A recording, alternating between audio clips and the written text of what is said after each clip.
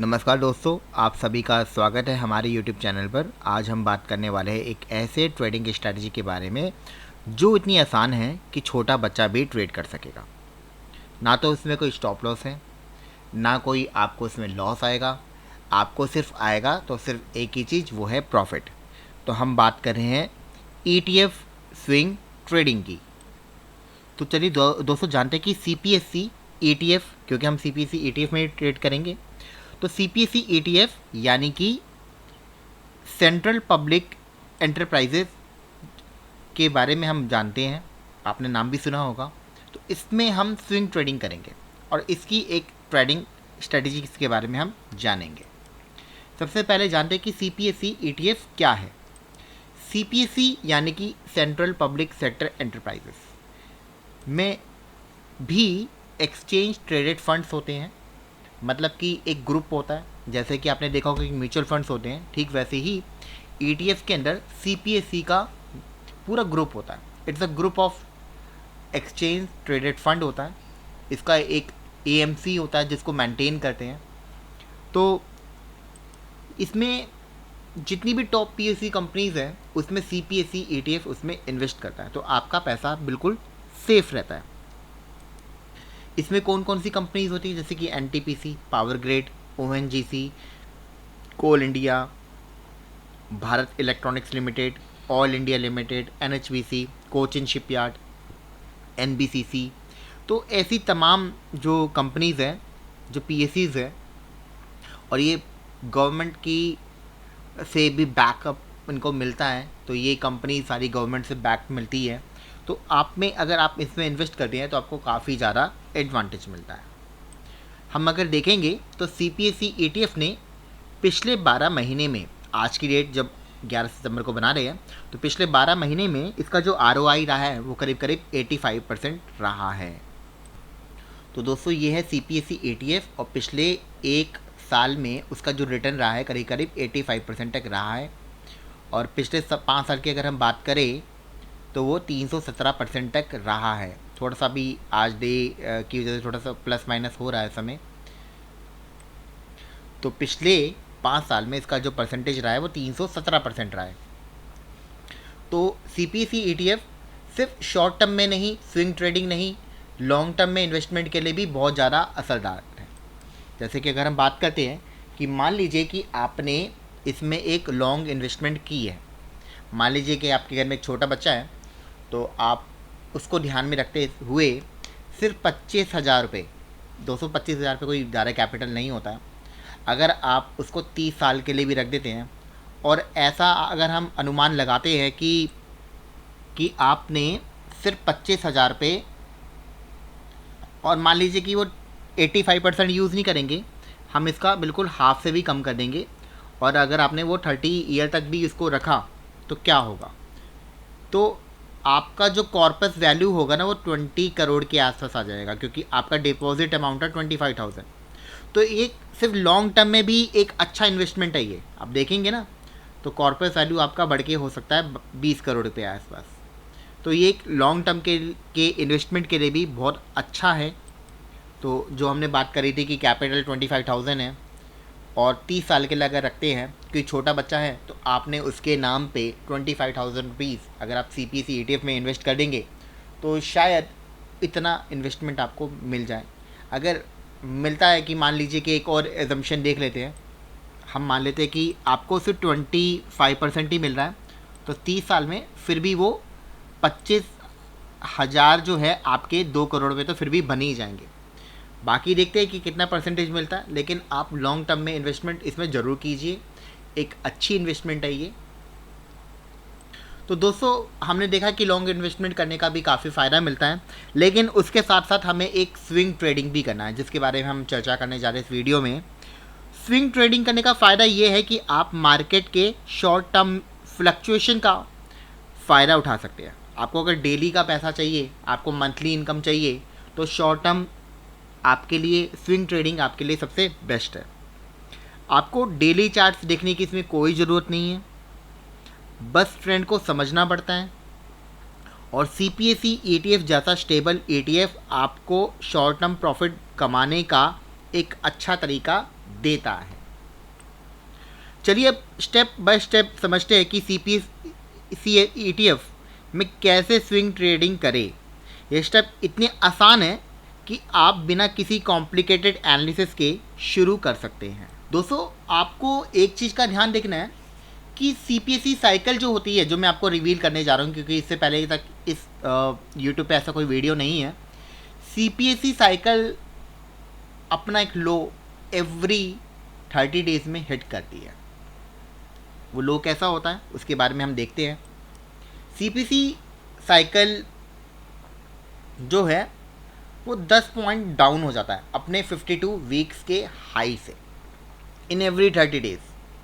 अगर आप देखेंगे, मैं इसको इलस्ट्रेशन में करके आपको दिखाऊंगा, तो इसमें आपको कैसे एडवांटेज लेना है और ये कब करता है इसके बारे में आपकी जानकारी होनी चाहिए। देखिए दोस्तों, आपको एक चीज़ का ध्यान देना है कि जब भी ये अपने 20 DMA को क्रॉस करेगा तो आपको अलर्ट मोड पे आ जाना है। आपको कोई चार्ट देखने की ज़रूरत नहीं है डेली, बस आपको अलर्ट मोड पे आना है यहाँ पे। उसके बाद आपको क्या करना है कि जब कभी वो अपने 33 DMA को जैसे ही वो क्रॉस करेगा, इसका मतलब वो अब अपने पोजीशन को हिट करने जा रहा है। तो आपको इस चीज़ का ध्यान देना है। अब वो कैसे करेंगे अभी हम आपको दिखाएंगे। तो दोस्तों, जब भी अपने वो 52 वीक से 10 पॉइंट नीचे हो तो आपको उसको ख़रीदना है। CPSE ETF का फ़ायदा ये है कि जब जब वो नीचे गिरता है आप उसको ख़रीदेंगे। कहाँ से ख़रीदेंगे? जब भी वो DMA के नीचे जाएगा तो आप उसको परचेज़ करेंगे। शेयर में क्या होता है कि शेयर में वो वैल्यू 0 हो सकती है। वो वैल्यू कोई 400 का जो शेयर है वो 0 हो सकता है, 1 हो सकता है, 2 हो सकता है, लेकिन ETF ड्रॉ 0 नहीं करेगा। वो कुछ भी ऐसा कुछ नहीं करेगा, वो वापस रिटेन करेगा अपनी पोजीशन को। तो दोस्तों समझिए ऐसे कि मान लीजिए कि 52 वीक का जो हाई है वो इस समय 106.50 है। तो आपको 10 पॉइंट नीचे यानी कि 96.50 या इसके नीचे जब भी मार्केट अगर जाएगी तो आपको इसको परचेज़ करना है। बस एक सिंपल सा रूल है, मैं आपको अभी इसको एक्सप्लेन करके भी दिखाऊंगा। फिर आपको करना है 7 से 10 दिन का इंतज़ार, और जैसे ही वो 20 DMA के ऊपर जाएगा, 1 पॉइंट ऊपर, तो अब हमें वहाँ से एग्ज़िट ले लेना है। इस एग्ज़िट करते समय हमें क्या मिलेगा? हमारे पास कैपिटल होनी चाहिए 1 से 3 लाख रुपए की कैपिटल अगर हमारे पास अगर होगी तो हमें 6 से 12 लाख रुपए का मार्जिन हमें मिल जाएगा। और ब्रोकरेज और एमटी फीस की जो फ़ीस होती है वो करीब करीब अगर आपने इसमें 1.5 लाख रुपए इन्वेस्ट किया है तो आपको 2200 रुपये के आसपास लगेगा। अगर अदरवाइज ये टोटली डिपेंड करता है आपके जो ब्रोकरेज फ़ीस, जो आपका डिस्काउंट ब्रोकर है उसके ऊपर डिपेंड करता है फ़ीस कितनी है। तो आपको करीब करीब 2200 से 4000 रुपये की फ़ीस इसमें लग सकती है। लेकिन आपको प्रॉफिट कितने आएंगे? प्रॉफिट में आपको क्या करना है कि 5 to 6 पॉइंट्स आपको कलेक्ट करने हैं। आपकी यही स्ट्रैटेजी है। और ये 5 से 6 स्ट्रैटेजी पॉइंट्स में आपको, अगर आपके पास 10,000 से ज़्यादा यूनिट्स हैं तो मान लीजिए कि आपको कम से कम 50 से 60 हज़ार रुपये आपको आराम से आपको मिलेंगे। आप देखते हैं कैसे काम करता है। देखिए दोस्तों, मैंने सबसे पहले क्या किया, एक दिन का चार्ट यूज़ कर रहा हूँ और MA जो है यानी कि 20 DMA वो है 20। तो हमने ये देखा कि अब जो इसका हाई था ना वो ये था 106.57, आप यहाँ पे देख पा रहे हैं। तो हुआ ये कि वो एक दिन यहाँ से गिरना शुरू हो गया और अपने 20 DMA को उसने टच किया। एक बार मैं इसको 33 DMA कर लेता हूँ। 33 मैं इसलिए यूज़ कर रहा हूँ क्योंकि हर किसी का एक अलग ही सिस्टम होता है। तो कई बार आपने देखा होगा कि जैसे ही इसने 30 DMA को उसने क्रॉस किया और नीचे चला गया तो इसका मतलब कुछ दिनों में मार्केट अपने 10 पॉइंट्स के नीचे ज़रूर चला जाएगा। जैसे कि जो हाई था वो 106 पॉइंट करीब 50 था, तो उसका मानते तो 96 पे वो आसानी से चला गया, उसके नीचे ही चला गया। आप देखेंगे ना यहाँ पे आ रहा है 95.63, तो मार्केट यहाँ तक चली गई। तो ऐसी पोजीशन पे आपको ख़रीदना है। जब आप 10 पॉइंट को कलेक्ट करते हैं तो एक दिन मार्केट यानी कि 6 से 7 दिनों में मार्केट अपनी DMA, इसका DMA क्या है, 20 DMA का पॉइंट क्या है, 20 DMA का जो पॉइंट है वो है करीब करीब 101.30। अब इसके ऊपर एक पॉइंट यानी कि 102.30। अगर मान लीजिए कि आपने यहाँ पे परचेज़ किया है 96.50 और आप इसको बेच रहे 102.50 पर अगर बेच रहे हैं तो करीब करीब आपको 6-7 पॉइंट यहाँ पे आराम से मिल रहे हैं आपको। तो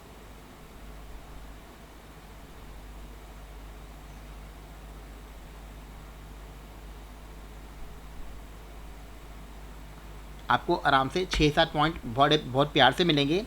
तो अगर आपके पास 10,000 से ज़्यादा यूनिट है तो समझ लीजिए आपको 60,000 रुपये तो आपको आराम से मिलेंगे। और ये बिल्कुल सेफ़ ट्रेडिंग होती है, इसमें कोई लॉस नहीं आएगा आपको। कुछ दिन 6-7 दिन आपको उसको होल्ड करना है, 6-7 दिन में मार्केट वापस अपनी पोजीशन पे खड़ी होगी। कैसे करना है आपको? पहले आपको ये देखना है क्या ये 20 DMA को छू के वापस आ रही है। देखिए बेचना कहाँ पे? 20 DMA के ऊपर, एक पॉइंट ऊपर। 20 DMA अगर 101 चल रहा है और हो सकता है कि जब मार्केट बढ़ना शुरू हो तो 20 DMA भी बढ़ना शुरू हो जाए।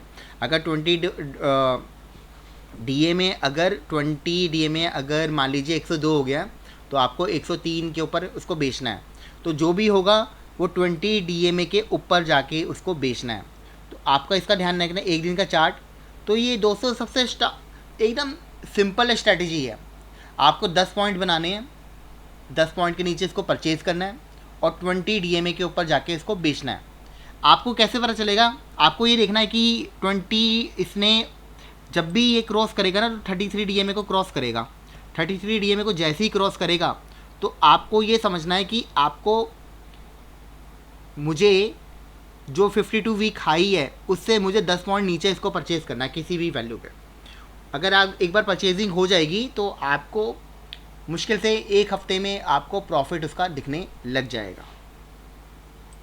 तो दोस्तों ये स्ट्रैटेजी बहुत सिंपल थी और मैं आपको एक और स्ट्रैटेजी इसमें बताने जा रहा हूँ कि जब कभी आपका जो CPSE ETF है वो 33 DMA, ये जो मैंने आपको पहले स्ट्रैटेजी बताई थी वो 30 दिन में एक बार ऐसा होता है।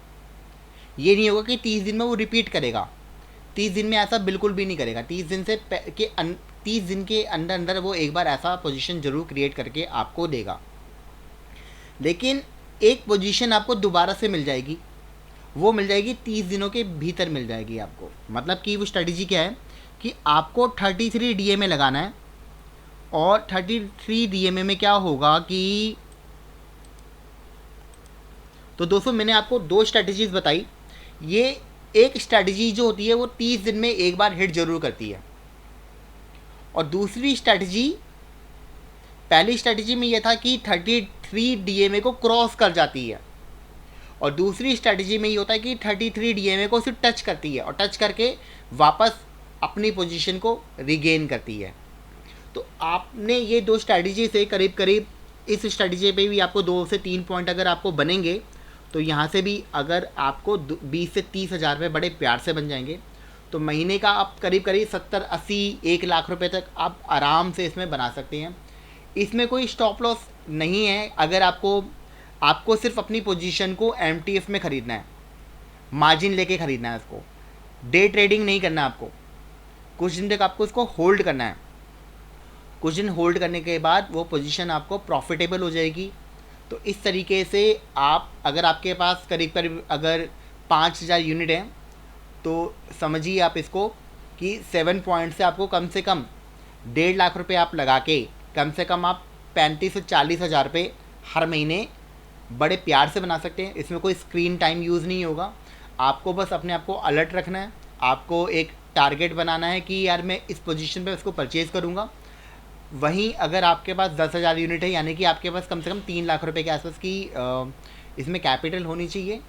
3 लाख में आपको आराम से 10,000 यूनिट्स आपको मिल जाएंगे। इस 10,000 यूनिट से आप आराम से करीब 70 से 80 हज़ार रुपये हर महीने आराम से घर में बैठ के बना सकते हैं। ये इतनी सिंपल है। इसमें लॉस इसलिए नहीं आएगा क्योंकि आप इसको होल्ड कर लेंगे और कुछ दिनों में वो पोजीशन बाय डिफ़ॉल्ट आपकी प्रॉफिटेबल हो जाएगी। आपको कुछ तो कुछ मिलेगा, 20, 30, 40, 50, वो डिपेंड करता है कि आपने किस पोजीशंस को बाय किया है। लेकिन आपको ख़रीदना के लिए आपको 2 चीज़ों को ध्यान रखना है कि एक केस में 33 DMA को वो क्रॉस करके नीचे आ जाएगा एक, और दूसरे केस में 33 DMA को सिर्फ वो टच करेगा, तो टच करेगा तो 2-3 पॉइंट मिलेंगे, क्रॉस करेगा तो वो आपको कम से कम 5 से 7 पॉइंट मिलेंगे। जो पहली स्ट्रैटेजी थी वो महीने में यानी कि 30 दिन के साइकिल में, 30 दिन का मतलब होता है कि पूरे ट्रेडिंग डेज़ की बात कर रहा हूँ मैं, तो 30 ट्रेडिंग डेज़ में आपको एक बार ऐसा मौका ज़रूर आपको मिलेगा। एक महीने में 20 ट्रेडिंग डेज़ होते हैं, लेकिन 30 ट्रेडिंग डेज़ में आपको वो मौका ज़रूर मिलता है, और इसके साथ साथ आपको 2 से 3 पॉइंट कमाने का भी मौका मिलता है। तो इस वीडियो को हम यहीं तक विराम देते हैं। उम्मीद करता हूँ कि आप भी एक प्रॉफिटेबल ट्रेडर बनेंगे। अगर आपको कोई भी जानकारी, कोई सुझाव और कोई भी आपको ऐसी